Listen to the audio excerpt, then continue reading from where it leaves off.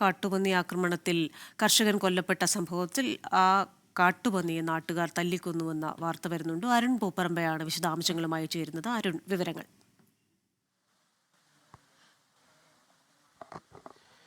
Christina, ഇത് ഈ കാട്ടുപന്നിയുടെ ആക്രമണം ഉണ്ടായി വയോധികൻ കൊല്ലപ്പെട്ട സ്ഥലത്ത് നിന്ന് 2 കിലോമീറ്റർ അപ്പുറത്താണ് ഈ കാട്ടുപന്നിയെ ഈ ചത്ത നിലയിൽ കണ്ടെത്തിയിട്ടുള്ളത്.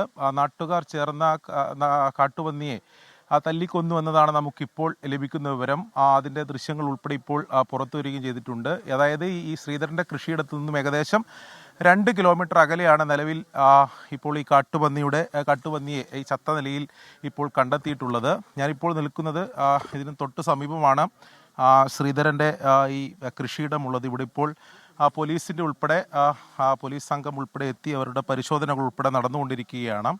ഇവിടെ കാട്ടുപന്നിയുടെ ശല്യം സ്ഥിരമായി ഉണ്ടാകാറുണ്ട് എന്നതാണ് നാട്ടുകാർ പറയുന്നത്. പക്ഷേ ഒരാൾക്ക് നേരെ ഇത്തരം ആക്രമണം മുമ്പ് ഉണ്ടായിട്ടില്ല എന്നത് മാത്രമാണ്. പക്ഷേ കാട്ടുപന്നിയുടെ ശല്യം സ്ഥിരമായി ഉണ്ടാകാറുണ്ട്. ഈ കൃഷിയിടങ്ങളിലൊക്കെ വന്ന് ഈ പലതരത്തിലുള്ള കൃഷികൾ നശിപ്പിക്കുന്ന സാഹചര്യമൊക്കെ ഉണ്ടായിട്ടുണ്ട്.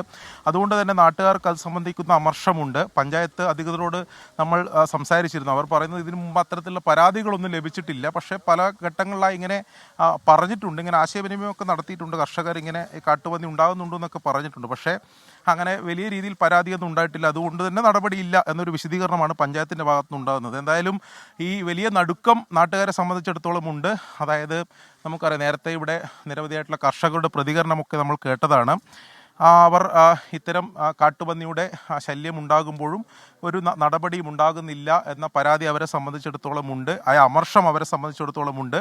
അതിൻ്റെ ഒരു തുടർച്ചയെന്നോണമാണ് വളരെ ഇന്ന് രാവിലെ നടന്ന സംഭവത്തിൻ്റെ ഭാഗമായി അതിൻ്റെ തുടർച്ചയെന്നോണം ഈ കാട്ടുപന്നിയെ നാട്ടുകാർ ചേർന്ന് തന്നെ ഇപ്പോൾ കൊന്നുവെന്ന വിവരം തന്നെ പുറത്തു വരുന്നത്. ഈ സ്ഥലത്ത് നിന്ന് ഏകദേശം 2 കിലോമീറ്റർ അപ്പുറമാണ് ഈ കാട്ടുപന്നിയെ ചത്ത നിലയിൽ കണ്ടെത്തിയിട്ടുള്ളത്. ഇപ്പോഴും നാട്ടുകാരൊക്കെ ഈ ശ്രീധരൻ്റെ വീട്ടിലും അതോടൊപ്പം തന്നെ ഈ കൃഷിയിടങ്ങളിലും ഒക്കെയായി തമ്പടിച്ച് തന്നെ നിൽക്കുകയാണ്. അവർക്ക് വലിയ നടുക്കമുണ്ട്. കാരണം നേരത്തെ അവരുടെ വാക്കുകൾ പറയുന്നത് പോലെ തന്നെ ഇതിനു മുമ്പ് ഇത്തരം സംഭവങ്ങൾ, അതായത് ഒരാളെ ആക്രമിക്കുന്ന അല്ലെങ്കിൽ ഏതെങ്കിലും ഒരു കർഷകനെ ആക്രമിക്കുന്ന സംഭവം ഇതിനു മുമ്പ് ഉണ്ടായിട്ടില്ല. പക്ഷേ ഈ കൃഷിയിടങ്ങളിൽ സ്ഥിരമായി എത്തി വാഴകളും അതോടൊപ്പം തന്നെ മരച്ചീനികളും ഒക്കെ അവർ കഷ്ടപ്പെട്ട് കൃഷി ചെയ്യുന്ന ഇത്തരം വിളകളൊക്കെ നശിപ്പിക്കുന്ന സാഹചര്യം ഇവിടെയാണോ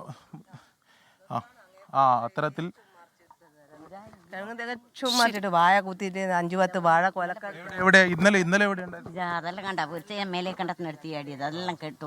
ഇവിടെ കർഷകർ തന്നെ നമുക്ക് കാണിച്ചു തരുന്നുണ്ട്. അതായത് ഈ കാട്ടുപന്നി മുഴുവൻ മറിച്ചിട്ടതും നശിപ്പിച്ചതൊക്കെ ആയിട്ടുള്ള കാര്യങ്ങൾ ഇവിടുത്തെ കർഷകർ തന്നെ നമുക്ക് കാണിച്ചു തരുന്നുണ്ട്. അപ്പോൾ ഈ ഇവിടെ കാട്ടുപന്നിയുടെ ശല്യം ഇല്ല എന്ന് പറയുന്ന അത്തരം വിശദീകരണങ്ങൾ തെറ്റാണ്. അത് കൃത്യമായ കർഷകർ തന്നെ പറയുന്നുണ്ട്.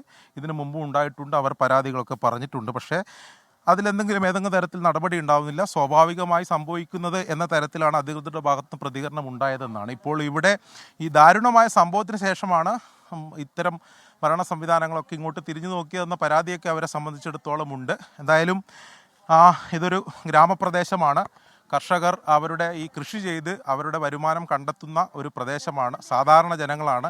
അവരെ സംബന്ധിച്ച് അവരുടെ കൃഷിയിടത്തിൽ വന്ന് കാട്ടുപന്നി ആക്രമണത്തിൽ ഒരു കർഷകൻ കൊല്ലപ്പെടുക എന്ന് പറയുമ്പോൾ അത് വലിയ ഇപ്പോൾ കർഷകർ തന്നെ അവർ കാണിച്ചു തരുന്നു നമുക്ക് ദൃശ്യങ്ങൾ. അതിൽ കൂടി ഒന്ന് പോകാം. അവർ ഈ കാട്ടുപന്നി ആക്രമണം നടന്ന, അതായത് ഇതിനു മുമ്പ് ഇത്തരത്തിൽ കാട്ടുപന്നി നശിപ്പിച്ച അവരുടെ വിളകൾ, ഈ വാഴ ഉൾപ്പെടെയുള്ള വിളകൾ ആണ് അവരിങ്ങനെ കാണിച്ചു തരുന്നത്. അപ്പോൾ ഇതിനു മുമ്പ് ഇവിടെ ഇത്തരത്തിൽ ഉണ്ടായിട്ടില്ല. അതായത് ഇത് കഴിഞ്ഞ ദിവസം ഇന്നലെയാണ് അത് അവർ തന്നെ, ഇത് കർഷകർ തന്നെ അവർ കാണിച്ചു തരുന്നുണ്ട്. അത് ഇതൊക്കെ കാട്ടുപന്നി നശിപ്പിച്ച